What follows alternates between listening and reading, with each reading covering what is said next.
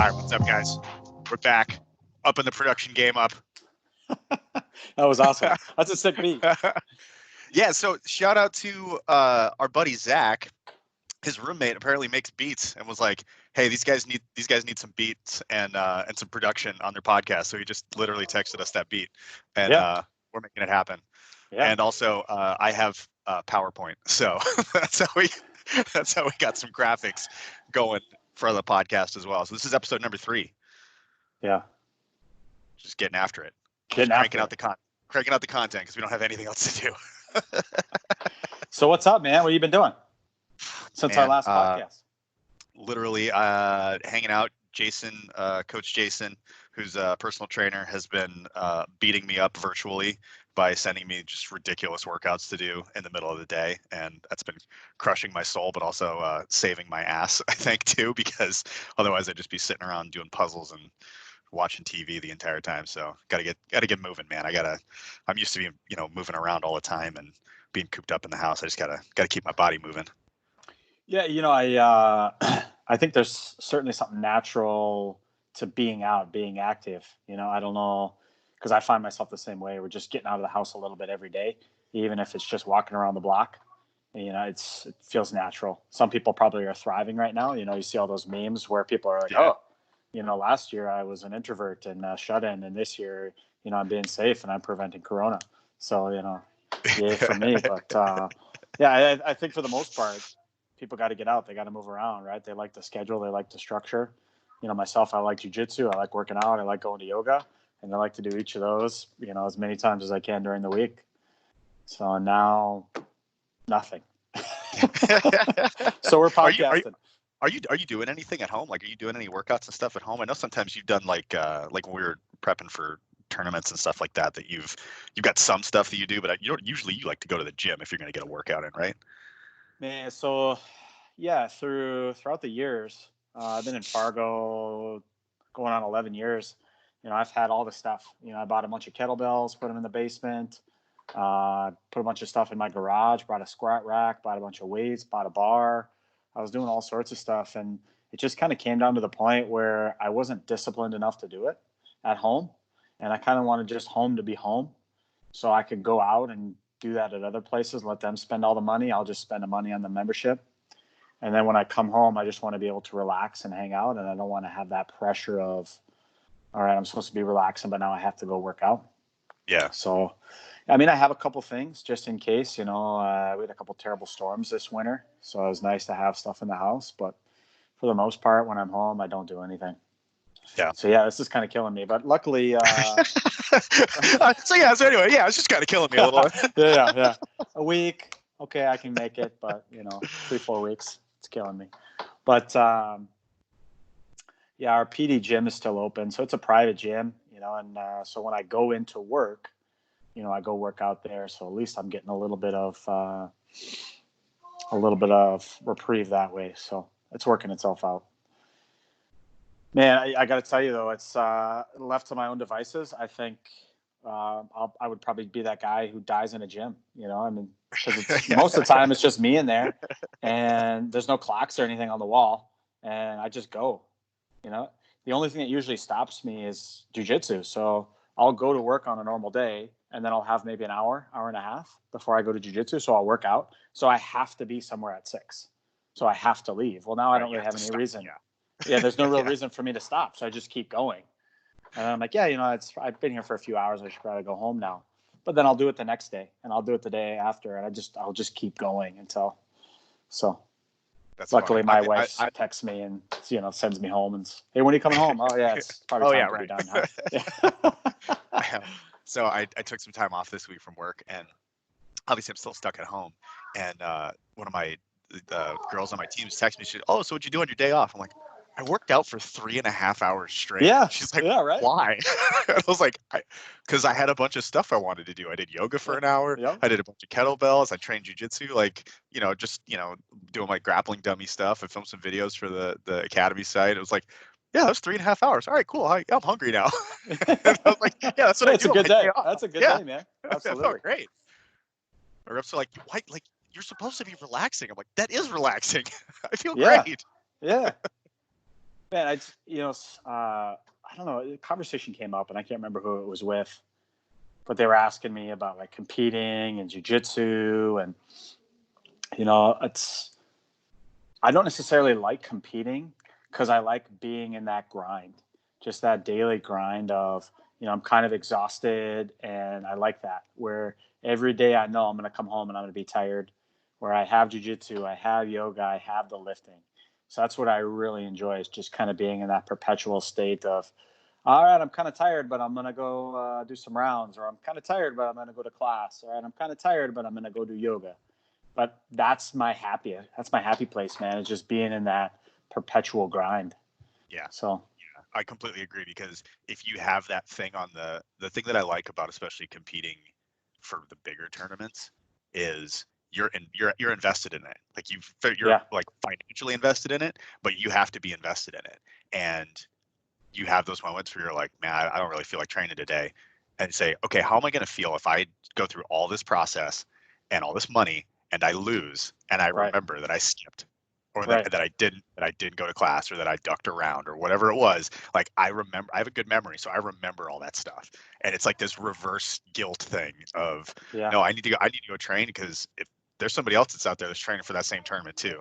And I don't want to be, all cuddled up in my bed, sleeping nice and comfy while this person's out here getting ready to, go to war. Like I think about that stuff. I'm like, nope, I gotta go train. I have to go do this stuff. Like, I was watching a video leading up to ADCC for Galval, this last one where he's doing the super fight, and he was yeah, talking about how he works with this guy, his coach or whoever it is, and they make a schedule. And I don't know how long it is. I know for pans, those guys usually start 3-4 months out, right? And they just go crazy. And so he said his big thing was follow the schedule. So he would map out this 3 month schedule, and every day there was something, and he would just follow the schedule. And every time he felt tired or whatever, he'd say, "All right, I got to follow the schedule. I got to go. I got to do it." And going back to, it's not necessarily that I like competing. Winning is awesome. Getting up on the podium and getting a medal, that feels really good, right? And it feels good yeah, to feel good. But at the end of the day, I think one of the best things from my jujitsu in the last, I don't know, 10 years, because I competed a little bit in the beginning, but I probably 7 years where I didn't compete. But just circling a day on the calendar and being held accountable to that day, where, yeah, during that time where I didn't have it, I would, there tend to be times where it's like, I'm kind of tired, or, yeah, I don't really want to go do that. But now, because that pending day, like you're saying, it's no, I have to go do it. And I've never, I think about this with jujitsu. One of these questions we got coming up, maybe it's not one today, but one we've had before. It's what brings you joy about jujitsu. I've never gone to jujitsu, or let me rephrase that. I've never come home from jujitsu mad I went to jujitsu. yeah, There's certainly been times in the car where I'm like, man, I'm exhausted. I'm beat up. I could have easily stayed home, but I got in the car and I went. And then, maybe like the first 5-10 minutes, even when I'm coaching, I'm not really in the best mood, but the place changes me. And every time I get in my car to yeah, leave, I'm like, man, I'm so thankful I went there, because now I feel awesome. Just the community, just the culture, the people yeah. there teaching. It's awesome. Yeah, man. It's so funny how that works too, because there's times when I go, like the lesson that you learn at jujitsu isn't necessarily apparent right away, where, and I think this thing that shifted where I used to take stuff really personally. If things didn't go my way, it would bother me afterwards. But now there's times like some of the best training sessions that I've had, I was getting worked. Like, don't get me wrong, like I wasn't winning the exchanges, but I was like, the fact that I was experiencing that and being privileged enough to experience that, especially at, it's some of the places that I've had the opportunity to train the last couple of years. It's like I had to like pinch myself because I was just in the room, Right. like 2 weeks before Abu Dhabi, I was on vacation with my wife in New York, and I got to go to Adana, her class, no-gi class. It was 2 days after no-gi pans, and it was basically a week and a half before Abu Dhabi. So there's 107 people in the room, Jeez. and 10 of them are black belt world champions. One of them is Gordon Ryan, who's probably the best no-gi grappler on the planet, and then all the people that he trains with. So you just look around and you see all these people that are the like the best in the world getting ready to compete at the highest levels. And then you got me, who's just some guy, Right. who's just some skinny dude who's just like, yeah, I'll train a little bit, you know. And it's like, that's what's cool about jiu-jitsu is like, you know, I'm not gonna front. I was freaked out to go into that room of like, well, Yeah. this is either gonna be really cool or this is gonna be something I'll look back and go, you shouldn't have done that, you know, or whatever, depending on how it goes. And it Right. wasn't like that. It was like, it was just a really cool experience. And it's just like, so, you know, I'm getting, you know, my ass kicked by these freaking, you know, 21-year-old competitive like purple belts who are like, you know, 15 pounds heavier than me. Like, yeah, I'm gonna get whooped, but getting that experience and getting the, man, wow, like the feeling of walking out of that place and just being like, wow, that was really cool. Like, it's hard to replace that. And even if you're just going and training at, you know, just a random night, and you could be in a one terrible mood, and then you go do something at class, and you're just like, wow, you walk out of there and just like, man, I'm so glad that I went and did that, because now completely just like personality adjustment right away. Yeah. Yeah. You know, we were talking a little bit about that, about Pans last year, where we went and it was kind of a last minute thing. You know, I was reminded of that this year, looking back at when I signed up last year, because IBJJF lets you know, like, hey, this is when you signed up for your membership last year. And it was, I started to get this anxiety about, all right, you know, I want to go and do really well. And I put all this time and investment into the outcome. And we were talking about that. And you said something to me that stuck with me. And it was like, hey, you know, don't focus on this small thing, and that's the outcome. Focus on the experience, right? Focus on the journey leading up to that. And not so much at the time, probably last year, but I think the experience was huge last year. Like, yeah, I had a lot of anxiety and just, you know, leading up and just waiting, you know, to compete was torturous, but I learned a lot about myself and a lot about what I need to work on. As far as my physical game was good, but my mental game needed work. So that last week, kind of fight week is what they call it. You know, I'm just sitting around waiting, and it's like, man, I need to work on that mental game of just getting ready and calming myself down. And that experience was awesome. Going to the actual tournament, you know, it's always been on my jiu-jitsu bucket list. That was awesome experience. Seeing, you know, it's probably 2 or 3 years ago. No, it's probably more than that now. Probably 4 or 5 years ago. Anyways, in the past, I went down to Denver, Colorado, and we went to a no-gi class. I think it was Thursday night. I went with Joey Mack, and I don't think up until that point I'd seen somebody get their black belt. I think I missed Professor George's just because there was like a huge storm. It was in April, quite a few years ago, probably 10 years ago now. It was in April, so Amal came up for that. His flight got delayed. Well, I had the day off for the seminar, but I worked the next day. So I ended up missing out, and then he ended up getting his black belt. So I was like, okay, a bummer, I missed it, but you know, you got to do what you got to do. So anyways, Donald Cerrone just like popped into the class. And I was like you're saying, you know, just like, whoa, wait, Yeah, we're going to be in the same class. And it wasn't, we were really in the same class, because he kind of went and did his thing, and like, he wasn't rolling with everybody. And I don't know if that's just how it is. And I'm sure they're cool guys who you go and they'll roll with everybody. They're just cool like that. Right. Yeah. But at the end of the class, Donald Cerrone got his black belt. And I was like, man, this is kind of like a surreal experience. Like, I just flew down here and, you know, by chance. And Joey Mack was fanboying hard. He's like, go get your phone. We got to take pictures with this dude. And I was like, man, this is cool. But I mean, what are we going to do with a picture?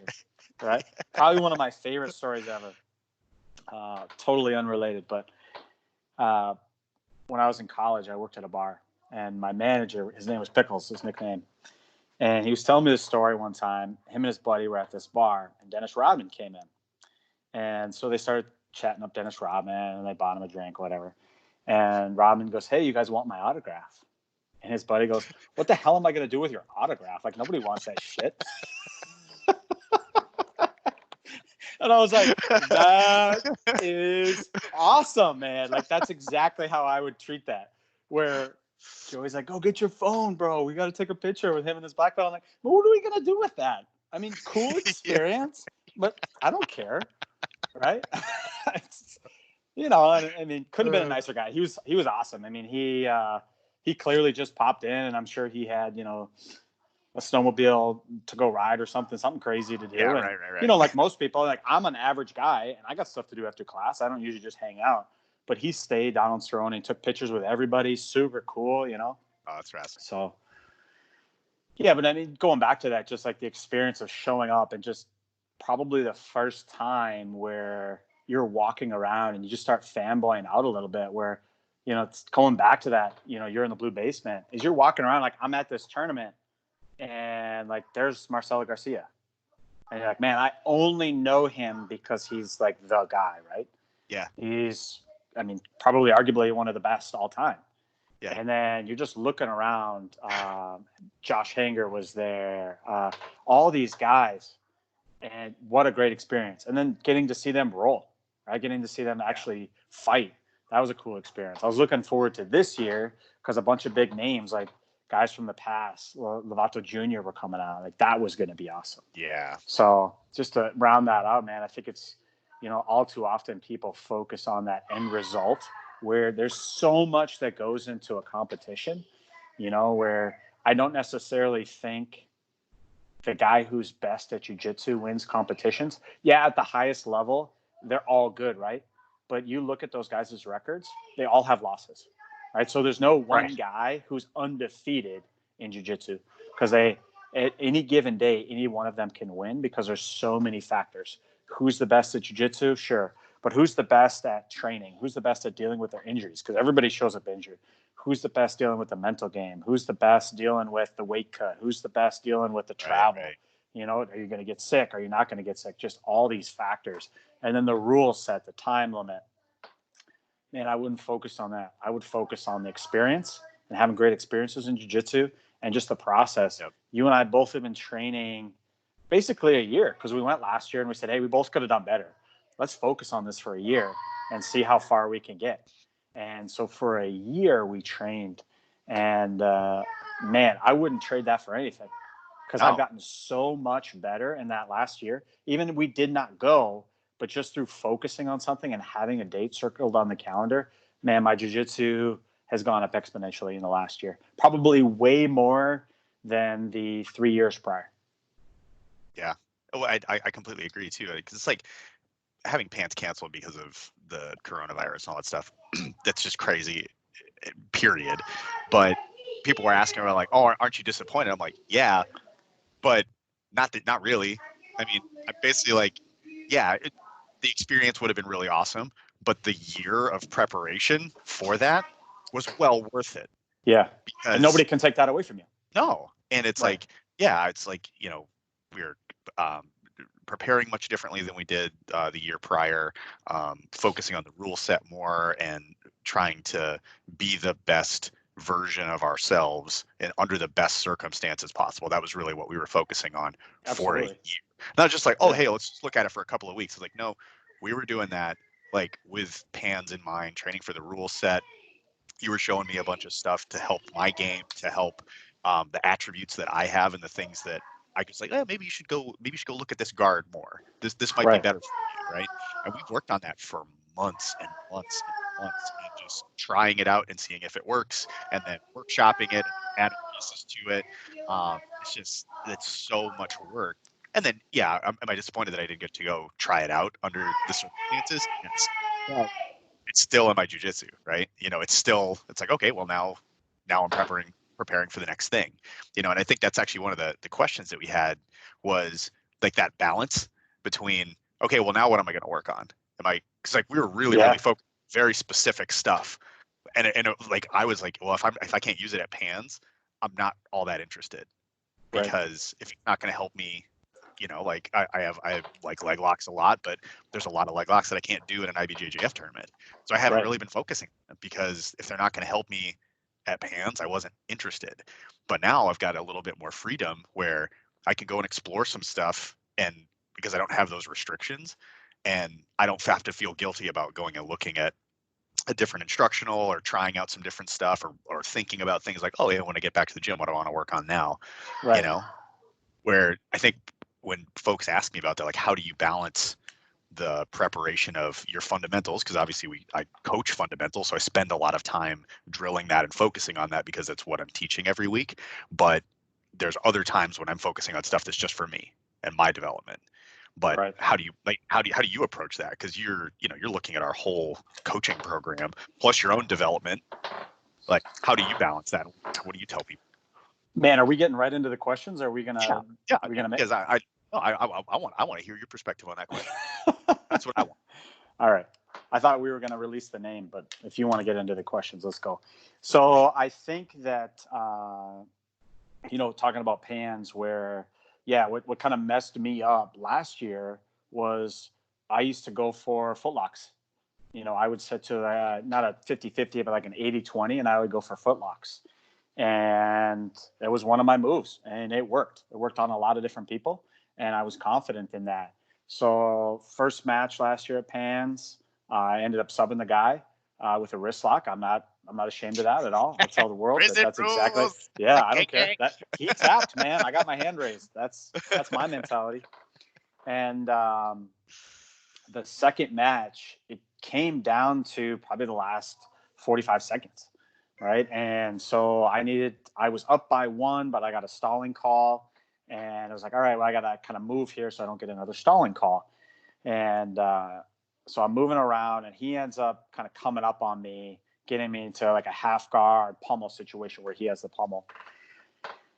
And so I kind of turned around on it to come around and sit for a knee bar footlock combination, right? We went over that in the last live feed we did, but I immediately sat down to chase his foot, right? Because I was like, man, this is it. This is how I need to win. I need to sub this guy, right? I know I'm up by a point, but I feel so much better if I could just sub this guy. Well, me falling down for that footlock allowed him to come up, and he got 2 points out of that, right? Because it was considered, even though I initiated, it's probably pretty objective like anything, but it's up to the ref's decision, where the ref saw that where I was in his guard, I went to the bottom, he came to the top. That's a sweep. So he got points for that. He got 2 points and he ended up winning by a point, because we the last probably 20, 30 seconds was a scramble, right? Where, now where I would have done that before over the last year, I just wrote that out of my game. Like, that's not something I'm going to go for. I'm going to go for something very specific where I'm getting on top, I'm staying on top, and I'm getting points, or I'm going for a submission, right? And I kind of work that A game. So the question was, and great questions. We have 3 of them. How do you balance between time spent on the basics or fundamentals versus time spent on new cool techniques? I kind of like how he said new cool techniques, right? The kind of the sub question here, the sub statement here was, on one hand, the new cool things are really motivating and can make training fun, but the time spent seems less efficient, right? So I would say kind of depends upon what's going on. Basics are like vegetables, in my opinion, right? Where you can't skip out on the vegetables. You got to eat your vegetables every day. They may not be something that's super good or super sexy, but we need to work on those. And I think the best opportunities to work on those, and you said where, I'm looking at the overall curriculum and trying to balance things, that's why we do a lot of situational training, at least in my class, up, down, out. So a lot of times what I found in roles over the years. So one of the things when I started, we didn't have Sunday open mats right away. Probably about 6 months in, we did. And I thought that was the greatest thing. But where I think just coming in and rolling hurts people is people tend to play their A game, right? And we talked about that a little bit, is where they're going to come in and they're going to roll with somebody. So for me, when I was a white belt, I loved playing half guard, right? So I would pull a half guard right away. And then I would work my 1 or 2 sweeps that I was good at. I was really good at an old school sweep into an electric chair sweep. I would get one of them. I'd come up on top. I'd harass you from side control a little bit. And then I'd do like a sneaky choke. And that's what I did every single round. So every single Sunday, I'd come in and do those exact same things, right? But I wasn't working guard. I wasn't working mount. I wasn't working these different positions that are important. So what I started to do is I took away that opportunity to just do rolls. I think they're important, but I think what's more important is situational drilling. So I'll put you in mount, and now you have to escape. So you're forced to work on those basics in class, right? We also do it in training a lot where, on Sundays we were doing that where we do class for 45 minutes, but we go back to that where I'd put you in mount or I'd put you in guard, I'd put you on your back, I'd put you in a standing situation where maybe somebody has your leg, and I'm forcing you into these positions that you may not see if you were the one controlling the situation. But now we have to get good at that. So how do I balance that as a coach? And I make the class what I want, and I want that to be what's best for the students, and it's working on those basics in those different positions, right? So we review the basics a lot of times for warm-ups, and then we get into that, and I force you to work those different positions where time spent on new cool techniques. I think for the average person, and when I say average, I mean somebody who's maybe not a competitor, right? Somebody who's competing all the time where they have to focus on that A game, but just a hobbyist, maybe that's a better word for it, is guys who come in who maybe don't have any desire to compete, or maybe they do, but like you and I, it's more about an experience than it is about trying to gain notoriety through competing. I think it's about what makes jiu-jitsu fun. So if making jiu-jitsu fun is, and we did this, I don't know how many months ago, but I remember we came in for probably like a month to 6 weeks, and we were just, we'd simulate a double guard pull. Not that I ever envisioned myself ever doing a double guard pull with anybody, Yeah. but we just did we were just rolling for barambolos, and we were doing grab rides, and we were working through the leg series to get into, and man, it was fun. It was a lot of fun just inverting. And Yeah. It's like that's all you do, and you're not even looking for anything else. The whole point of it is just like, no, I'm gonna take your back, and I'm gonna do it from all sorts of weird like upside down positions and just try to get to it. And if you give yourself like, I think that's like, you hear people say like the keep it playful thing. Like it's really good for your training to just go, no, I'm only gonna do this one thing, right, and it can change the dynamic of the training. So like if I'm training with someone who's a white belt and I only give myself very specific things that I can do, then it's really good training for me because I'm limiting and just getting reps on one thing. But then it's also good reps for that person too, because then they're getting repetitions of defending a specific thing and trying to understand, well, why does that keep happening? And then they can try to work their way out of it too. Like it works on both ways. Like if absolutely. you're just focusing on one position, then you get to see more options from that position. Whereas you might only see it once in a roll and then they maybe won't do it again. Exactly. In which case it's like, oh yeah, I can't really get a lot of repetition in that. I think repetition is super important for recall for people too. Like you have to get, I don't think there's a specific number, but you're talking like dozens of reps in something before your body even remembers to do it. So that's your brain remembering, it's your body. It's like, when I tell people, it's like, is it in your bones or not? Because if you have to think about it, it's not in your bones yet, you need to rep it more. Right. I think there's a difference though between, I know there's, out in the jiu-jitsu world, there's this argument between should you be drilling, should you not be drilling? And I think drilling serves a good purpose, at least initially, helping you with the movement, right? So it would be super hard for somebody who has no idea about jiu-jitsu to come in and let's say elbow escape from mount, right? Where if my partner was resisting me, it would be very hard for me to learn that move. But once I've gone through a handful of repetitions, I understand the basic movement. Now we need to start adding varying degrees of resistance, because I wholeheartedly believe that the difference between, let's call it no resistance and half resistance, 50%, right? That space is greater than the difference between 50% and 100%, right? Where once techniques change, or at least how we perform techniques change, once we add resistance. But you scaling up that resistance doesn't really change now once you get that initial resistance. But we need to know how to behave within that initial resistance. And so I think that's good, something here or what you're talking about, we're drilling it, but that comes into this, what they call the menage a trois, the threesome idea, right? Where I need to have 3 types of training partners. I need to have people who are better than me. And obviously that's not for everybody, right? I mean, Gordon Ryan, he probably doesn't have anybody better than him, but he can create scenarios where guys are better than him, right? So he can wrestle with Nicky Rod, right? Where he's a better wrestler than him, or he can put Nicky Rod on his back where he's automatically at a deficiency, and just by the position, Nicky Rod's better than him, right?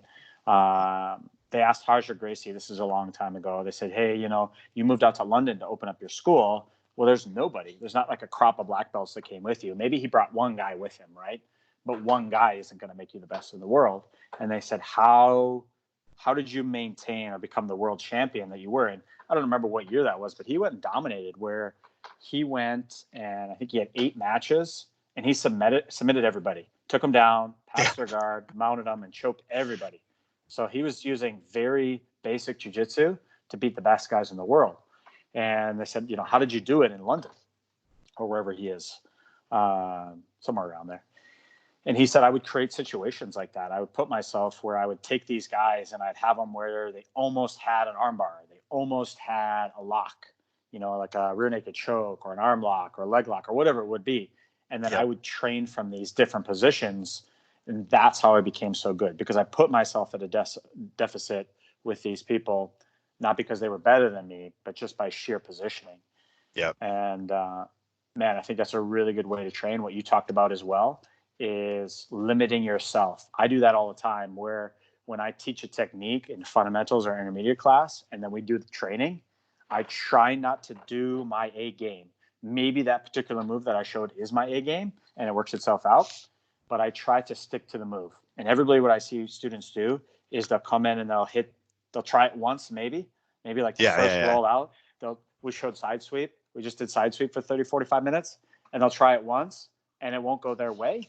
And so then they'll bail on it, right? And then they'll go back to whatever move that they've been using that they have success with. That's not going to make you any better. That'll get you good in that one specific area, but it's not going to get you good over time, because you need to be good in all things. Like, that's how you get a purple belt, is you're good in all things, right? Maybe you specialize in 1 or 2 areas, but you're well-rounded. The idea of, getting a blue belt is 2 escapes and 1 attack from each position, right? Once we get that blue belt and we have that, we need to be able to put that together, right? So we have chained attacks and chained escapes from those positions. And now we're well versed in the basic curriculum from our school. Now we can be a purple belt. And once you get to purple belt, that's when you branch out and you start working on your own game. So we don't really teach berimbolos. It's not part of our structured curriculum at Fargo Brazilian Jiu-Jitsu. But, once you get that purple belt, if you want to go and only do berimbolos for the rest of your career, have at it, man. If you want to never wear the gi again, have at it, man. I mean, that's because that's what it is. You've laid that foundation, right? So, but going back to that is I try to force myself to only do certain techniques, whether that's the technique of the day, or at least in my mind, hey, I'm only going to do arm bars, or I'm only going to do chokes. And that's automatically putting yourself at a deficit, where that's going to make you better. And it's going to force you to get really, really good at arm bars. So how do you approach that then? Because there's a lot of people say hey, that move doesn't work for me. That's cool that it works for you, but it doesn't work for me. And sometimes it's okay, but have you just not tried it? And how do you approach the attribute portion and how you're working on things? Because I think some people are well, if this guy's really tall and very long, he's going to be good at triangles. Where this person is kind of short and stocky, so maybe they'd be better at kimuras because they're just more tight and compact. Do you buy into that stuff, or do you think it's more application based and less attribute based? So let me finish up with the last one, and I'll kind of tie into this one. So those 3 pieces, right? So we have people who are better than us. We have people who are at our level, or maybe just a little bit below, right? And so that's where we can, rising tide raises all ships, right? So I can train with somebody at my level. I can kind of see how I'm doing. I get that resistance from somebody at my level. But then also you have people who are beneath you where you can go and try those different moves. So this an example I'll use from myself is we went down. It's probably all the same trip. I just keep referencing it like they're different trips, but it's all like the one trip we took down to Colorado. And we learned some collar sleeve, right? This is the same stuff I was showing you this last year. And the guy showed it to us, all the different attacks, and kind of sent us back with it, right? And I tried it out when I got back, and I absolutely got destroyed. And I was like, man, I'm at this crossroads now where I say, okay, is it where the guy that showed it to us, he was a tall guy. He was probably 6'4", relatively strong, but tall and lanky. So being able to really separate the upper body from the lower body to hit these attacks, is this an attribute-based guard and I just don't have those attributes? Or is this something where, no, I just need to work on it and I haven't given myself the ample amount of time? And so I said, you know what? I'm going to give this an honest 6 months. I'm going to go in, and every time I have an opportunity to train, I'm going to pick somebody, relatively at my level, and I'm going to tell them exactly what I'm going to do to them, and I'm going to tell them to stop me. And I want to find out, how to work this thing. So that's what I would do. Every Sunday I would go in and I'd pick a guy and I'd say, hey, I'm going to grab this particular thing and I'm going to try to omoplata you. I want you to stop me. That's all I'm going to do. I promise. And at first I got smashed. It probably took 2-3 weeks. I was just getting smashed. But then I started to figure out, okay, if he does this, then I'll do this. Or if he does that, then I'll do that. And I only got that through resistance with somebody at or below my level, right? Not from somebody who's smashing me every day. And so just working with people who are at or even a little bit below your level, where you can kind of do almost these, not necessarily a flow roll, but you can control it more. Where, if they pass your guard, you're like, okay, I'm not going to have a hard time re-guarding. But now I can work on this, and I can see real world where I'd much rather people spend time there, doing those flow rolls or experimental rolls. And we do that stuff too, where, you were working on Barambolos this last year. So I would let you put me into the position, the deep De La Riva hook, collar sleeve, belt grip, whatever it is. And then we would just go from there. And you would try to Barambolo, and I would give you different resistance points along the way.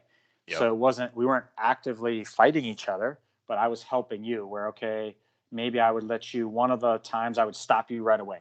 So now you can process through, okay, if somebody sits down right away, what's my go-to move? Or maybe I'd let you roll through, but I'd block the back take. Now you have to use the leg work to get into that position. So bringing that to the next question, being a bigger guy, I think initially coming in the door, it is a disadvantage. Absolutely. Not because you don't have those physical attributes, but because you'll rely on those physical attributes to overcome technique. And it'll work, right? And I mentioned this in another podcast. Me coming in the door, being a strong guy, got me to a purple belt. But once I got to purple belt, those things didn't work for me anymore, right? Not that they weren't helpful, and I think all things equal, the stronger guys I was going to win, right? And you see that now where a lot of times you have guys who, look at Nicky Rod, where this guy, he's the example. He's just a wild animal, right? I just listened to an interview with him over the last couple of days. And the guy asked him, he's like, hey, Nicky Rod, like, what kind of technique videos do you watch? Or, what do you focus on in class? He's like, man, I don't go to class. He goes, I showed up to my school and they were wearing these pajamas. And I was like, I'm not going to wear that. So I'm just going to show up. And if you guys aren't cool with it, I'm just going to leave. And so they just let him go. Well, he's like, yeah, but I can't pay attention in class. So what I do is I, hire Gordon or somebody to do one-on-ones with me. And then I just fight somebody. And then they tell me what I'm doing wrong, and then I correct it in the moment. I'm like, yeah, that's probably why the guy wins, right? It's because he's just this animal where he has all these physical attributes, and they're super helpful. But at He's the like same, he's like the caricature of the it's my mentality, bro. He's like the logical extreme of like, no, that's just my mentality, it's just how I am.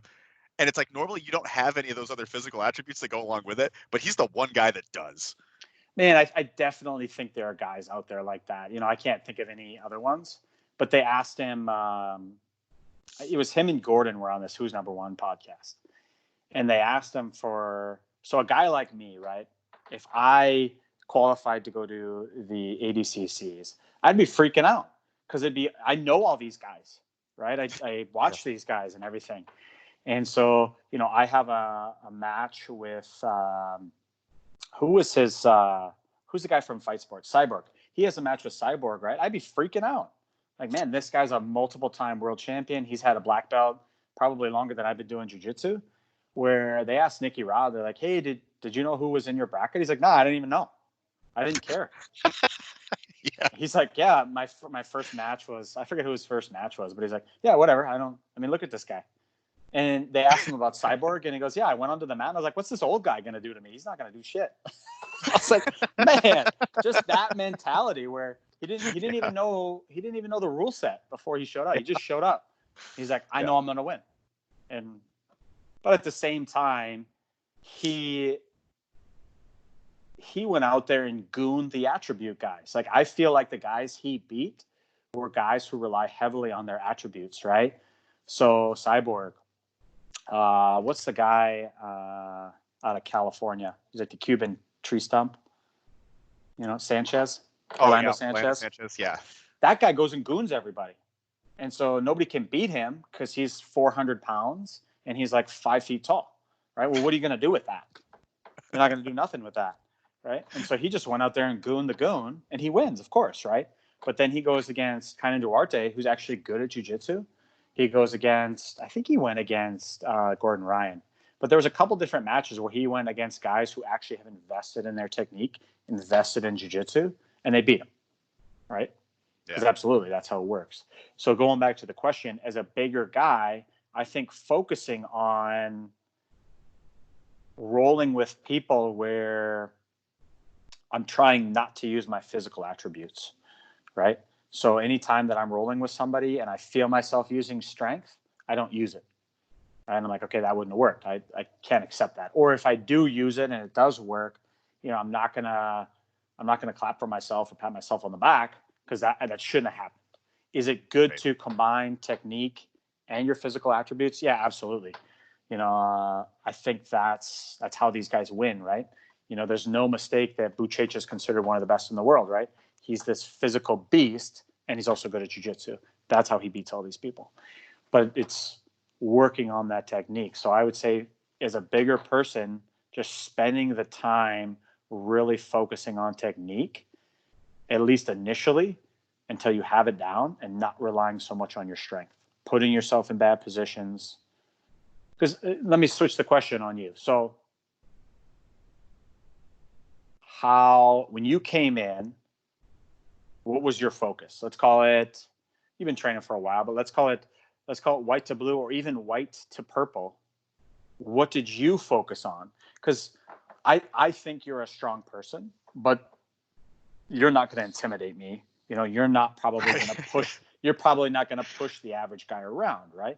So what's your mentality when you're in these positions where we got a bunch of young guys coming in now, and these guys are physical beasts, right? Strong guys. They're tall. A lot of them are former collegiate athletes, whether it be baseball, basketball, wrestling, whatever, right? How are you as a smaller person dealing with that?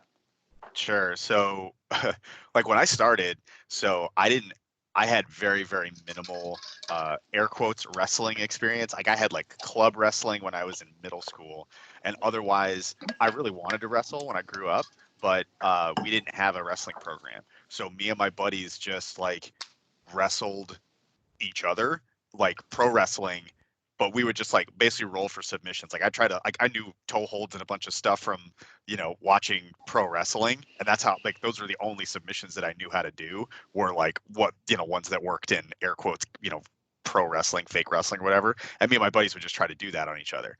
And that was the only martial arts of any kind that I had any experience with. And it doesn't even count. So I walked in like clean slate. I started when I was 20, let's call it 29, 20. Yeah, I guess 29 years old. So I don't really have a ton of physical attributes. I'm probably 6 foot tall, 150, 160 pounds. I'm just kind of like average, right down the middle. The biggest thing I focused on right away was just like trying to stay safe. That was it. Yeah. Like that was it. It's like I didn't have these, like, once I started rolling with people and I realized like how much of a disadvantage I was at, I didn't really think about like I was interested. I was interested in learning, but I didn't think like, oh no, this is stuff that I can go like actively do.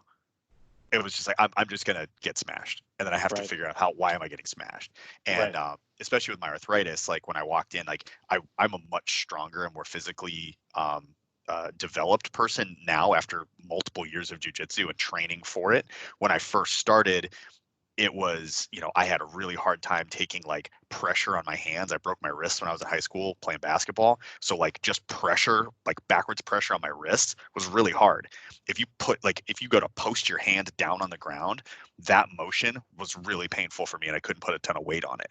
So it took a long time for me to develop that, and just like being really patient with just what's going to happen. Like you got somebody who's on top of you, inside control, just smashing you, and you just have to like kind of deal with it for a little bit, and then you're like, okay, I need some frames. All right, there, I'm good. All right, now I can start to escape.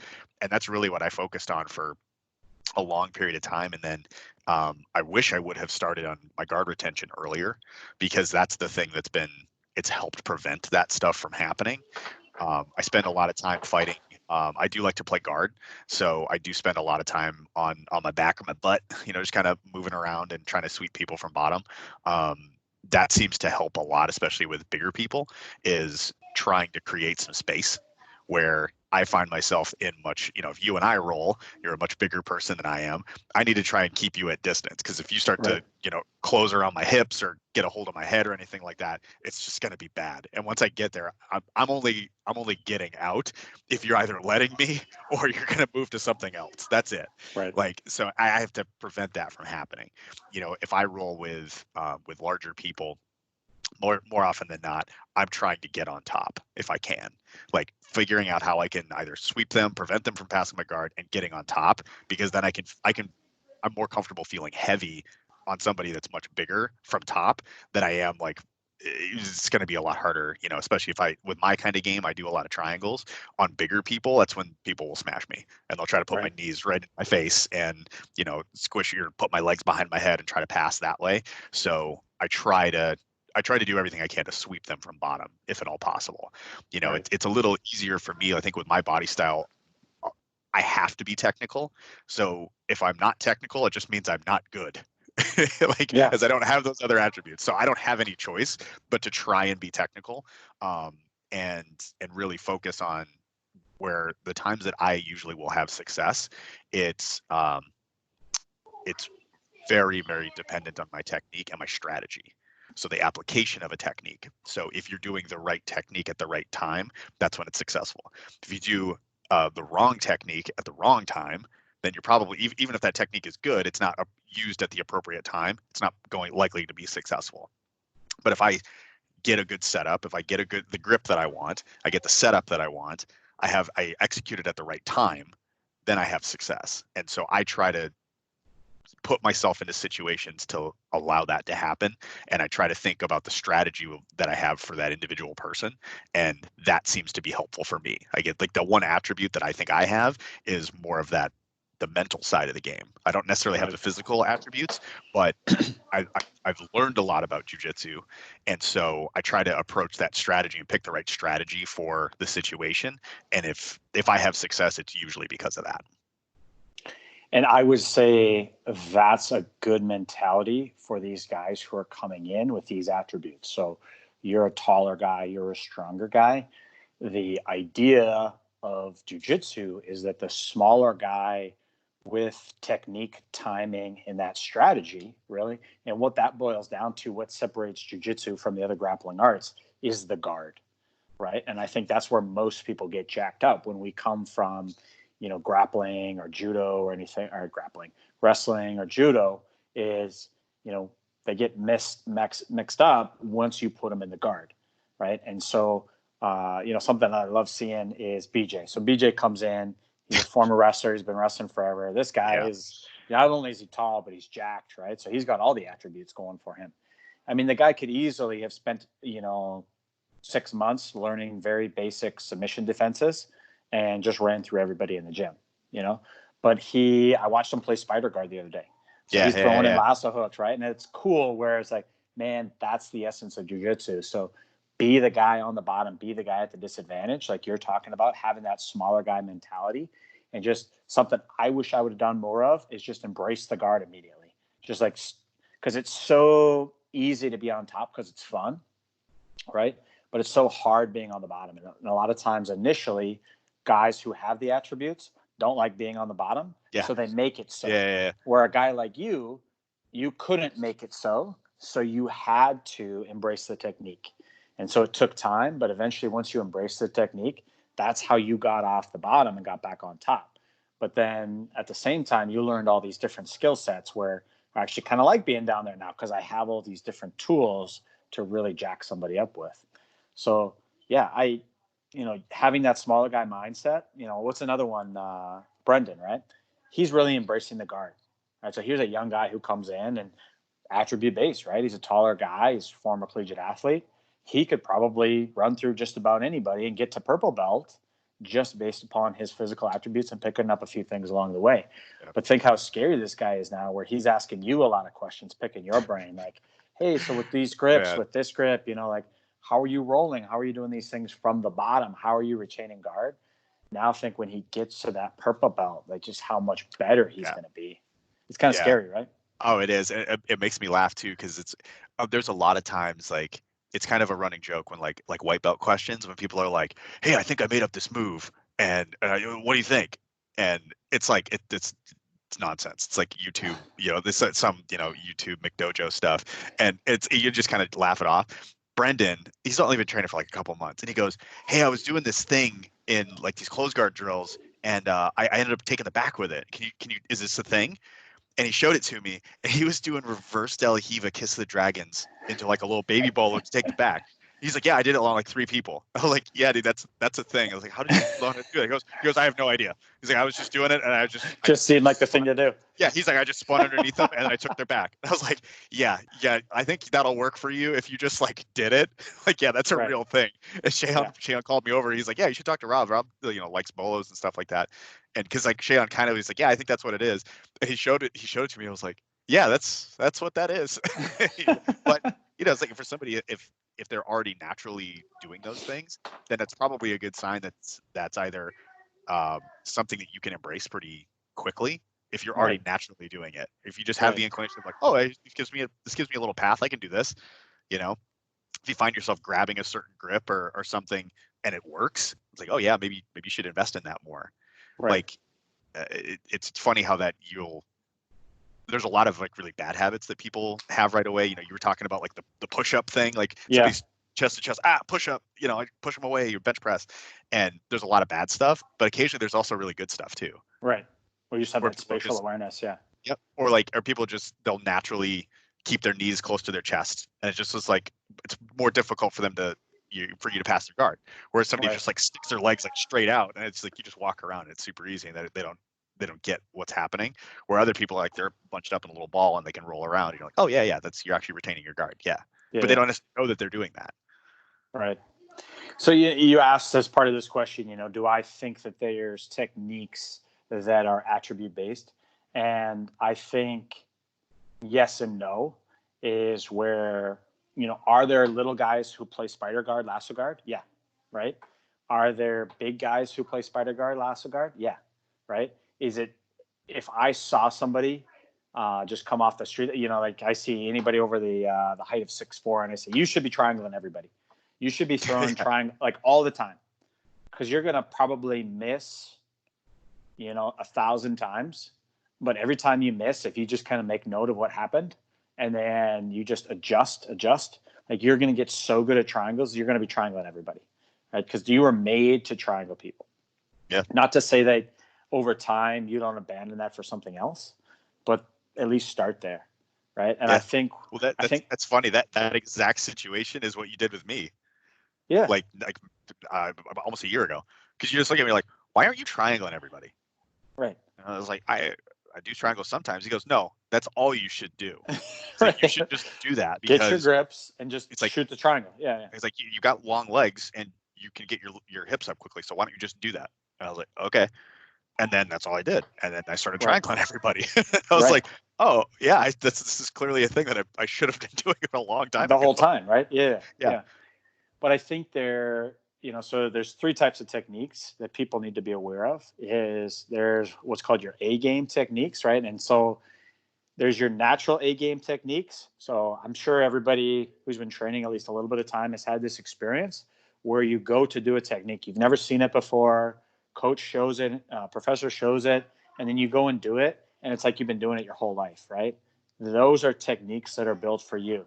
You should get a notebook, and write those down. Write those techniques down, because inevitably what happens is you'll do those techniques for a little bit, and then you'll chase greener pastures, and you'll forget about them. Or, maybe like 2 or 3 years, you'll come back to them and you're like, why wasn't I doing the triangle the entire time? Like, that's for me, right? Yeah. That technique must have been made for me, or should have been made for me. I don't know. But then, and on the opposite side, you have what I call C techniques, or C game techniques, where they'll just never work for you. You can put a bunch of time and a bunch of energy into there, and they just will never work, right? And so I can't think of a good example off the top of my head, but a lot of times I think like lasso guard. Like, I just can't really get lasso guard to work for me. I've tried it a couple different times. I can play collar and sleeve just as well. It's probably one of my best guards, but I just really can't get lasso to work for me. And is that a physical attribute thing? I don't know, but it's always been clunky for me. On the other hand, there's these techniques, and this is probably one of the harder things about jiu-jitsu, but also one of the very cool things about jiu-jitsu is not the way you show a technique or the way I show a technique is maybe not the best way for you. It's just a way that works for most people. But experimenting within the technique, and this is why I encourage you to have a partner that gives you a little resistance, is making that technique your own. So I would guarantee that the way that you do triangles and the way that I do triangles are completely different, but they're both super effective, right? And probably in this may be difficult to understand from a student perspective, but the way we teach the triangle is also different, right?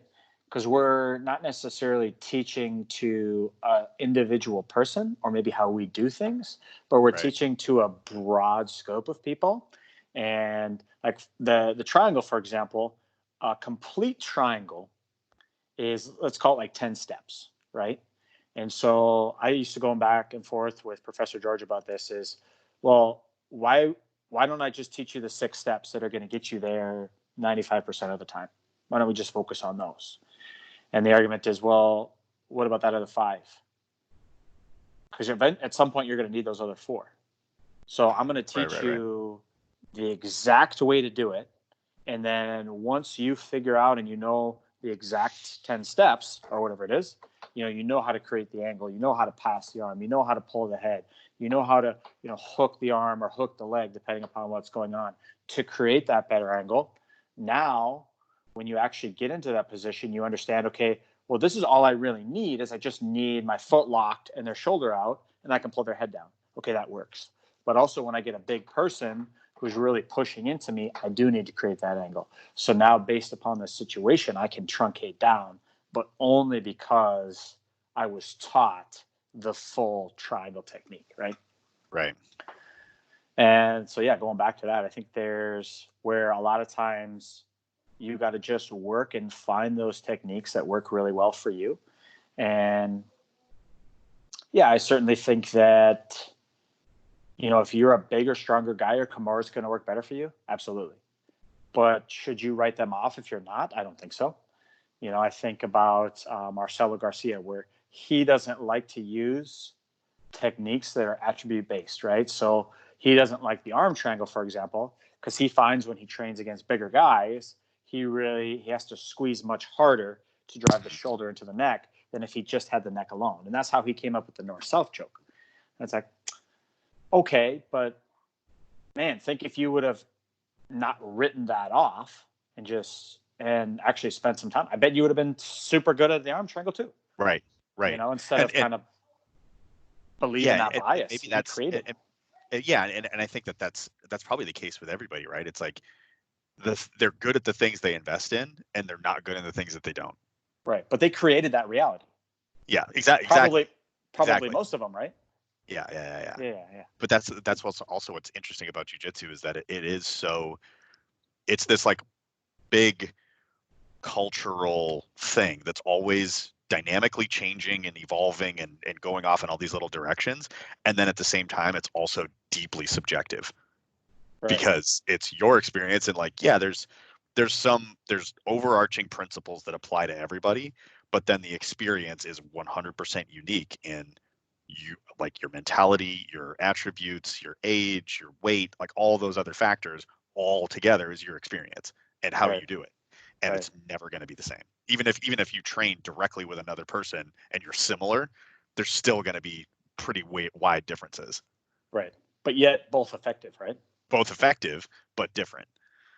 One of these questions came up in one of the live feeds we did, and somebody asked, I think it was maybe you who asked, you know, how has your game changed? And maybe there's a couple of variances on the question of how your game has changed or what techniques are you doing differently. And man, the more you know, the more you don't know, right? And so as an instructor, you know, it went from where I was just kind of focusing on myself to now I have to learn our fundamentals curriculum as a fundamentals coach. Well, there's a lot going on there, right? You're starting to understand that now, where you need to know a lot about a bunch of different techniques. And that'll ever expand as you get more into the intermediate curriculum and advanced curriculum as well, as where, you know, this broad stroke of all these different techniques where you don't really necessarily specialize in any one of them. But that's not the point. The point is that you're this library of knowledge for your students. But what I appreciate more as I do jiu-jitsu more and more is like somebody who has like a couple techniques that they're world class at. You know, I think about Black Belt Dave, where probably over the last 6 months that we were training, he kept getting me with one choke from everywhere. Yeah. And the level of mastery there is so much more impressive to me, that with one choke, he can submit me from all these different pathways than it would be if he hit me with 15 different submissions. I'm like, all right, that's cool. But the fact that you kept choking me with the same choke, you know, regardless of where we started, like that's super cool to me. So almost narrowing your focus where I only do these 5 things, I think is super cool. You know, another one, Bernardo Feria.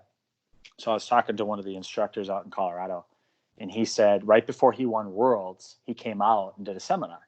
And I said, oh man, like I use that guy's pass, his over-under pass. Like that's my thing, right? I use that all the time. Yep. I've since advanced, but like that was my first like real open guard pass that I was just hitting on everybody. And I said, what did he teach? He goes, he showed 5 things, you know, that pass, a variation off that pass, an omoplata, and I think 2 other things. And I said, oh, that's pretty cool. And he goes, no, you don't understand. What's cool about that is the 5 things that he showed us. He went to Worlds a month later using only those 5 things. he beat the best guys in the world. And to me, it's like, that's super impressive. That's super cool jiu-jitsu. Right.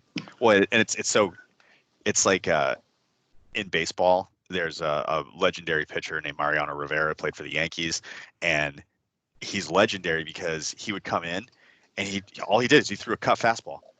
Right. Everybody in the building knew what he was going to throw. He didn't even have to it was a joke that like the catcher didn't even have to like throw the sign, because everybody in the building knows what's going to happen, and it's still the same result. He would strike everybody out, and the game would be over, and they'd win. Yeah. And he did that for his entire career. It's just like, he got so good at this one thing that you could know that it's coming, and there's absolutely nothing you can do about it. It's like the same thing with Hodger Gracie and his mount chokes. Yeah, everybody that's knows. So impressive. Yeah, take you down, pass your guard, get you out, and he's gonna hit you with the same choke that you learn on your first week of jiu-jitsu. Right. Yeah. And that's it.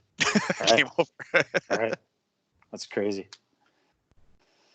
All right, how do we do on those questions? feel like we're kind of all over the place there. Yeah, so we covered off on the first two. We had some questions too, just about like, because jiu-jitsu has a really it has an interesting effect on people and like milestones, and like they kind of measure different points of their life based on where they're at in their jiu-jitsu journey. And some folks were asking about what's the most meaningful experience for us outside of like the belt promotion, because that's kind of the thing that everybody's like, oh yeah, well I got this belt, like that's it. It's like this mile marker. It's this like, hey, this is this new level. But like outside of that, are there any like experiences or things that you've done that you look at and you go, wow, that's like, that one's going on the highlight reel, or that one's like, when I think about this moment in particular, that was really important for me because things were different afterwards? To me, so I think when I look at coaching or instructing versus like, what would you call it? Competitiveness, maybe, or, being a jiu-jitsu athlete, I think I'm much better at coaching than I am at an actual athlete, right? So explaining things to people, transfer of knowledge, helping them with their game, I've had more than enough people tell me that like, wow, you're really, really good at that, right? To the point where like, I didn't believe it the first couple times I heard it, but I've heard it enough where it's like, that's kind of what brings me joy, is doing those things, right? Yep. And, thinking about this question, is the most meaningful things to me is when like I spend time with somebody and I give them something that they didn't have before, and they've made it theirs, like you, for example, right? Where we're kind of working on this guard. Hey, what's your guard game? You're like, I don't know. I just, do this thing. And I'm like, yeah, but what if we did this thing over here? Right. And we kind of put these different pieces together, and watching you over the course of 4 to 6 months, where now you've taken that and you've expounded on it. And I mean, you're beating really high level guys at our gym with that basic collar sleeve triangle setup I showed you, from the opposite side. I mean, no one's doing that. Everyone shows it from their left side, and I showed it from the right side, which you're doing. And it's like, man, that experiences like that mean a lot to me, where, or somebody comes up to me and says, hey, I really appreciate this or that, or this that you showed me, because then I went and did this with that. Man, those are my favorite experiences.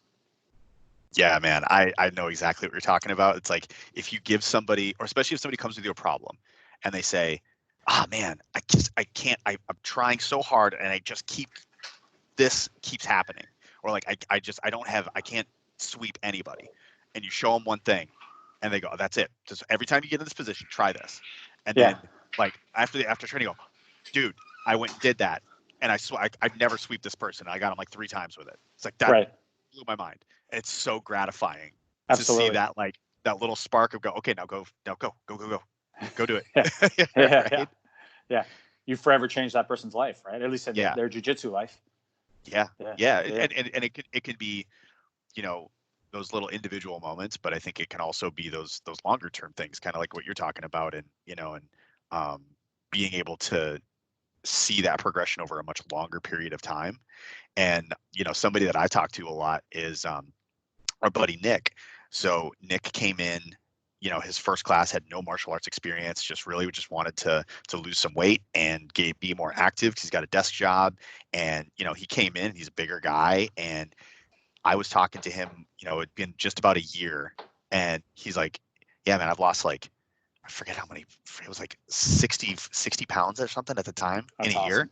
Yeah. And he's like, yeah, I just hit 60. I'm like, dude, that's so crazy. He's like, can you like, do you remember your first class? He's like, yeah. He's like, I remember your first class. Like, I remember meeting, I remember talking to him because he knows my dad.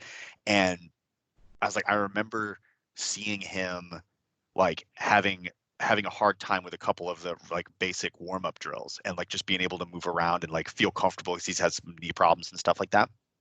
And now I see him come in, and if he comes into my class and he's just moving down the mat, like doing his somersaults, moving around, he's starting to get a guard where now he can like get his knees up, and he's like starting to, and he's like passing and submitting people. And it's just like seeing the confidence growth in him over the last year.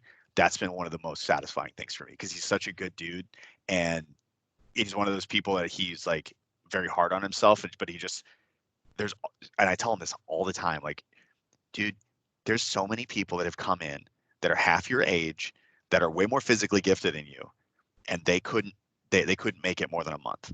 Right. Because or of whatever, yeah. either they didn't want to, or it was too hard, or something distracted them. And you've come in for 2-3 times a week for a year, and it's like the tortoise and the hare thing. Like, he just keeps moving along, and getting better, getting better. And it's so gratifying to just be a part of that, and just to help somebody, and just to, like, I like to tell people, it's like, I like having a front row seat to progress. Yeah. It's like, that's it. It's like, I just like being there so that I can watch it, because that's what fills my cup, developing people and helping them out, and seeing that progress, and seeing them take ownership of that progress. Because it's not as fun when you have to drag somebody along. Right. But if you give somebody a little bit and they take it for themselves and they empower themselves with it, man, it's hard to replace that. It really is. Do you ever have these experiences where, I'm maybe a little too honest with people? And I don't know if you do this when you're instructing, but, like, I'll tell somebody something, and I don't remember it. And then, a year later, they'll come and tell me that, hey, man, that was like the thing that changed my life. And I'm like, that's awesome, but I don't remember that. Yeah. So this happened. This is a real story. I was just listening. This was years ago, but I was listening to a Joe Rogan podcast. And he was talking about gorillas, right? A pack of gorillas. And he said, in gorillas, it's all about, what's good for the pack. So if you're a weak gorilla, they can't have you around, right? Because you're complaining all the time and you're just generally weak. You're not, doing anything for the rest of the group. So they'll just kill you and they'll be done with you and they'll move on, no problem, right? They don't think about it. They just kill you. So we go and we do a Friday training session, right? And I'm not going to name any names with the guy, and the people who are there, they'll know this story. So I'm training with this particular guy. He's whining a little bit, right? And we're rolling, whatever. Well, he's like, man, you like hit my ear. You hit my ear weird. And something's happening in my ear. And I'm like, all right, man. Like, I don't know. I don't do very well when people tell me about that they're injured. I'm like, all right. Like, I finished a training session with a broken hand. So don't tell me about how much your ear hurts. All right. Like, calm down. And he's like, no, I think my ear hurts. I was like, are we going to train or not? Like, what's happening? He's like, nah, it's just something weird with my ear. I'm like, all right. And so then we train a little bit more, and he's the rounds are going. He's like, yeah, okay, there's fluid coming out of my ear. And I'm like, all right. Is it red? I don't know. I'm not a doctor. Like, we have a doctor in here. Why don't you go ask her? Like, hey, is this bad? And she's like, no, as long as it's not this color, you're good. I'm like, so you're good, man. Are we going to keep rolling? Well, we keep rolling. We finish the round. And then we go to the next round. Well, like, I look around to find a partner, and nobody's on the mat. I'm like, well, what are we doing here? And so they're all in the bathroom, like, assessing this guy with his ear. And so there's a little bit of blood, but it's mostly clear. And so he's asking me, he's like, man, what do you think I should do? And I was like, well, here's the deal, man. Like, if we were a pack of gorillas right now, I'd have to kill you because you're the weak gorilla.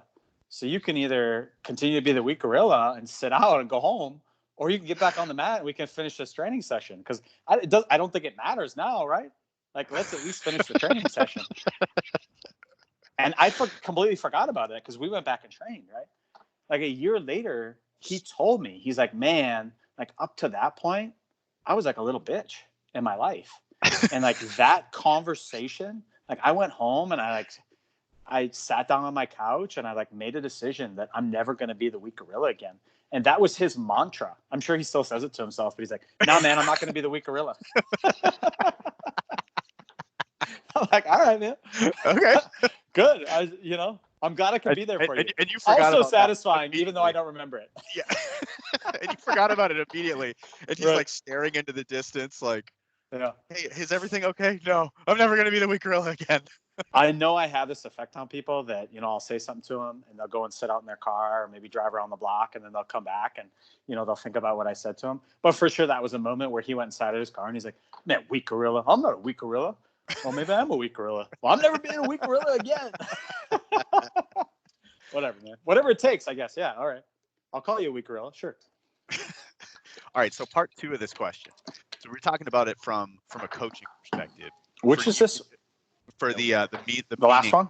Yeah. Okay. So speaking about it from a coaching perspective, when you think about your own jujitsu, is there a moment that is like a watershed moment for you that was like either you reached a certain point and you're like, oh wait, I can hang with so and so, or oh wow, I didn't like I've leveled up now because I never thought of myself being at this level, but now I'm like, oh, I'm actually having success. Is there anything that sticks out in your mind like that? Yeah, I think about, probably within the last few years, just kind of becoming certainly not the best student at the school, but one of the better students at the school. And, there's guys that have always been, for me, at least in the beginning, Professor George was always kind of a benchmark, right? And so the first time, and his every time I roll with him, and it hasn't been a lot lately, but every time I roll with him, I'm still impressed. We're like, man, this guy, he's older and he's still got it, right? He may have a very small gas tank, but he's still got it. You can see it when he does the live feeds. Like, he's still got his technique and it's still really sharp, But when I really started to give him a hard time, I really started to give Dave a hard time. And when people would come in from other schools that were brown belts or black belts, and I would start to give them a hard time, like, it was like, man, okay, like, I am actually good at this. Because in your mind, you can say whatever you want. And a lot of times where I wasn't traveling around other schools. I wasn't going and doing other competitions. So it was just kind of the same people all the time. Well, you know, at least in my opinion, and I'm sure you share this, is I'm trying to make all of our students better than me, but it takes a long time. Some Right. certainly sooner than others. I'm not holding anything back, but when you come in and you're a white belt, like, I know way more than you. I know all your tips and tricks. So it's going to take a while for you to best me. Right. But that was Right. who I was surrounding myself with, as I was constantly training in class with white belts and blue belts, sometimes purple belts, but rarely brown belts and black belts. So that was always cool to me, where somebody would come in and travel to our school, or I got an opportunity to go down to Colorado and roll with other guys and be like, okay, I am good enough to be at this level. Like, that means a lot to me. Yep. Yeah. Yeah, that's been the thing. It's been really interesting for me because I have had the opportunity to travel a lot. I've competed I would say a fair amount. I think I've done 8 competitions, and I haven't had really great success. I would say. I think it's more like I've experienced a lot, and I had a lot of matches. I haven't necessarily won all that many of them. I had one pretty good tournament at Blue Belt at the Fargo Open, but otherwise, my competition experience isn't really all that notable, I don't think. But I think what's been most interesting for me is traveling at really, really high level gyms, because it's just kind of a hobby of mine. Is when I travel, I like to go to the best gyms in the world, and I like to Yeah. go try to take seminars from people that I'm interested in, or go take class from world class guys. And being at a world class gym and doing a competition class, you have a wide variety of people. It's still jujitsu. There could be people that are masters division competitors, or they're adult division competitors, or they are straight up world class. And you pull up flow grappling, they're the people that win some of these things. Like, I've been in those classes, and getting a chance to train with them, it gives you it's kind of a heat check. And you can say, okay, well, how do I do against these folks? How do I do against some blue belt from Robert Drysdale's, or from Henzo Right. Gracie's, or a 10th Planet guy who's in a completely different system? How do I do against these people? And that for me, when I started to have success when I was traveling, that was when it really started to give me confidence, because there are people that they don't know me from Adam. And Right. and sometimes there'd be somebody who's like, man, this person's really big. Like, I don't know what rank they are. We're doing no-gi. This might not go well. And then I'd sweep somebody and leg lock them, or something like that. Like, or there's this really big dude at Drysdale's when I was still, I don't think I'd maybe just gotten my blue belt one of the times that I was there, and I just started doing leg locks, and I'm doing them a lot. And this dude was just a friggin' tank, and I got underneath him, butterfly swept him, and heel hooked him. And I Yeah. was just like, it was like the dark arts memes, where it's like the witch over the cauldron who's like looking like, oh yes, I learned the dark arts now. Like, that's how I felt, where I was like, oh man, cool, I can heel hook people. Like, that Right. dude's really big and I can heel hook him. Awesome. I'm gonna do this a lot now. Right. And like, that's like one little moment in the back of my brain of like, having those little successes against people that I don't know just is like, okay, all right, I know some stuff. I still get beat, like I'm still getting smashed a lot, so I need to prevent that from happening. And then, as I've progressed a little bit more, and when I've gotten to train against like absolutely world class people and just get absolutely mauled with them, I also get a lot of meaning out of those too, because it's like I didn't die, I didn't get hurt. Right. Like if anybody knows who Nathan Orchard is, he's one of the better black belts for Eddie Bravo in 10th Planet. And this dude's an absolute savage. He does combat jiu-jitsu. He's like just a really aggressive wrestler type guy. And I went out to his school in Seattle and took a class from him and ended up getting a chance to do a couple rounds with him. And he's like, I'm just some purple belt. So and this guy rolls hard. So I got to feel what a like world-class competition round feels like from a guy who's kind of my size. And it was so humbling to just be like, oh, okay. Like I threw a couple of things at him and I like tried to get into some positions, but it was like tap, like dude, like he probably submitted me 7 or 8 times in 6 minutes. Right. And I was just kind of smiling. I was like, holy crap, this is something else, and this guy's actively competing at a similar weight to myself.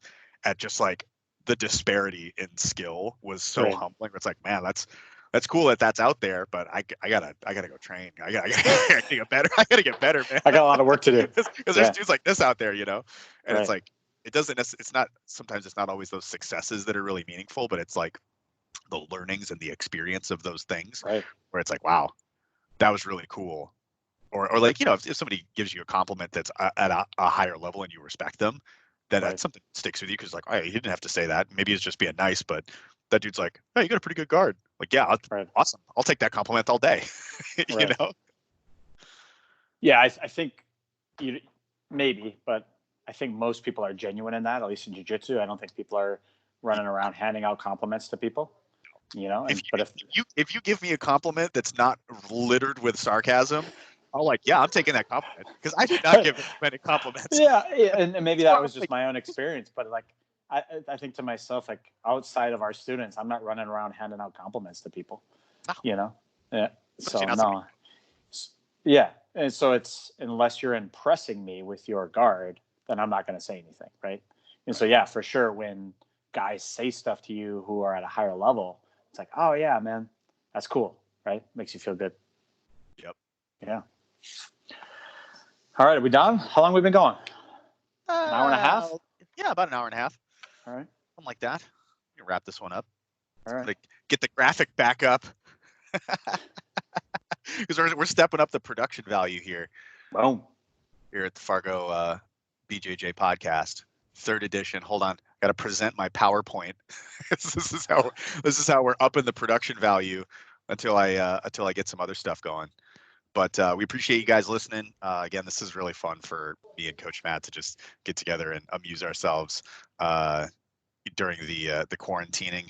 Again, please keep sending in your questions, comments, anything that you've got. We look at everything, and we're always actively looking for more things to be able to include into the show and kind of what we're putting together. So obviously, you can find us. We're going to keep putting stuff up on YouTube, so please make sure you're subscribing to that. We're trying to get that thing above 1,000, so we're creeping up towards it. Other than that, that's pretty much all I got, man. What's this picture? I feel like George should have told me when he was taking this picture, because you look really good in there, and I'm no doubt talking shit, right? Oh yeah. No. When this picture came up, I'm reasonably certain that you were. I'm trying to remember who you were talking shit about, but you were definitely talking shit about someone. And this is me genuinely laughing while you just say, like, I always joke. Hot takes. That's actually, we're going to put, at some point, we're going to do a segment. It's just going to be called Hot Takes with Matt Siders. Yeah.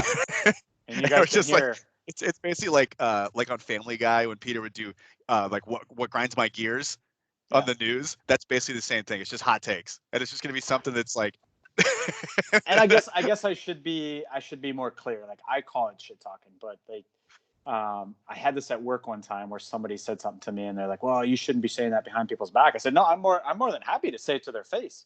That I don't say anything around here that I wouldn't say to their face. Like, that's the whole point of this. So, I'm saying it to you, but if they were here, I would say the exact same thing, or else I wouldn't say it. So, it's not like I'm talking behind people's back. It's just, my opinion. And yeah, I don't know who it was. I'm sure it was some celebrity or something, but just giving my hot take on the world.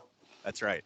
So next time we might include that in the show. Yeah, absolutely. Let's go. All right. So again, thanks for listening, guys, and we'll catch you on the flip side. All right.